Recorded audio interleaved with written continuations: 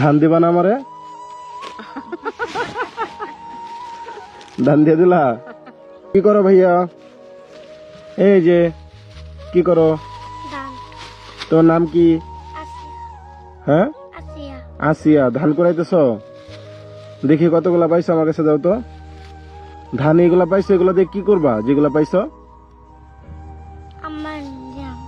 ভাইয়া এই ধানগুলো আমি নিয়ে চলে যাই। দাও, ওইগুলাও দাও। তারপর তুমি তোমার বাসায় কি নিয়ে যাবা? মানে আরো টুকায় টুকায় নিয়ে যাবা? কোন ক্লাসে পড়ো তুমি? অনেক পড়ো। তুমি আমার ফ্রিতে দিয়ে দিলা না, আমি খুশি হয়ে তোমার দিছি। ধরো,